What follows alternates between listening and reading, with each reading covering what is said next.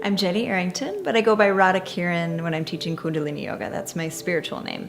I'm the wellness advisor at Kellogg School of Management. I also teach at Northwestern at the recreation facility and a couple other studios around town. I teach Hatha Yoga, Vinyasa, and Yin as well. Kundalini is near and dear to my heart. I mean, it's quite powerful and life-changing. So some of the reason why it's harder to find, especially in the Midwest, you can find it on the coasts a lot more easily, but it was taught in secret for hundreds of years, just one-to-one, guru to practitioner who had proven that they were ready for the power of it.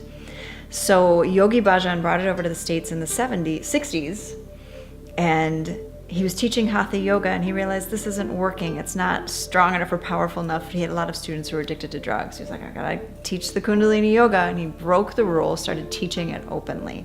So Kundalini Yoga still has some of that kind of secrecy, not secrecy, but it's still harder to find because it wasn't taught in the open for as long as other types of yoga. If you were to YouTube Kundalini Yoga to try to figure out what it's about, you'd see a bunch of people dressed like me doing some breathing things and arm things, and a lot of people look at that and say, oh, that's weird, I'm not going to do that, and then they never give it another thought, which is a shame because it's a really wonderful, powerful practice that works fast. Just a quick mention on what I'm wearing. Nobody who's coming to class has to wear this. This is kind of the cultural uniform for teachers, and some practitioners like to do it as well.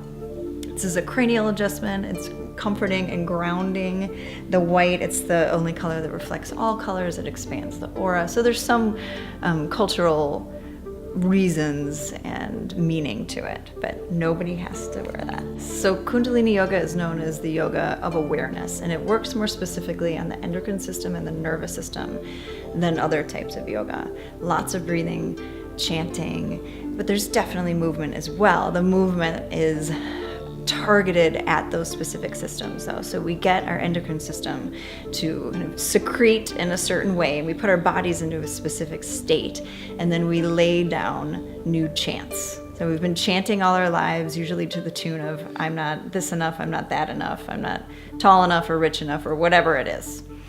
So we're used to chanting mantra, and in Kundalini Yoga, it's like we're coding over that and bringing in more elevated chanting. Elevated concepts. Each class will consist of a different set of exercises. There's these things called kriyas, which is a set of exercises put together specifically for a specific outcome in the body. So you'll see me with lots of books because I can't memorize all of them, and they're put together in a certain order with very specific breaths. So some days we might be doing something that kind of looks like a squat for 3 minutes. Other days we may be seated the whole time doing lots of arm things. Sometimes you'll have a down dog, infrequently, but we might be holding it for 2 minutes doing a specific breath while doing it. So there's no flow. It's really, there's this exercise and then there's this exercise. Always ending the class with a shavasana, with the crystal bowls, and with a chant at the end before we leave. Doing it in the morning is great because it's a meditative practice, and anytime you meditate, it's like taking the garbage out. We're constantly downloading things into our subconscious every day, things that we hear and see, it's all in there. And when we meditate, it's taking it all out, kind of clearing the way. So it's a great way to start the day. And another word on just the power of Kundalini Yoga and how it's different. And it works really fast because of the chanting and the breath. We are kind of like scooping up blocks, subconscious blocks, and old stuff, old gunk that's getting in our way. That we all know what that thing is that's blocking us from getting to that next level. And this type of yoga works really fast at getting that up and out. This class is for everyone from 18 to 90, 100, really. We can, like in any other yoga, we can modify anything for any injury or any issue.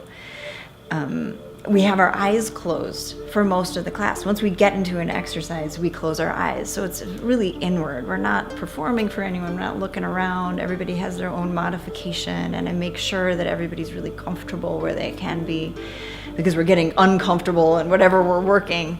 It's great that we have this 7-week series because we can ease into it build and understand what's happening in the body, why these things work, and have a real solid base as we continue to grow.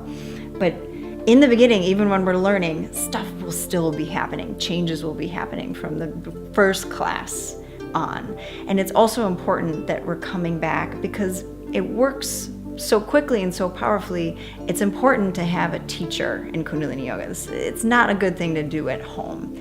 So I can check in with you if there's stuff coming up, you need support in that, and I can help guide you through that. And if stuff is happening too fast, we can slow it down a little bit. So this is such a great community and welcoming, safe space to take this journey for the first time.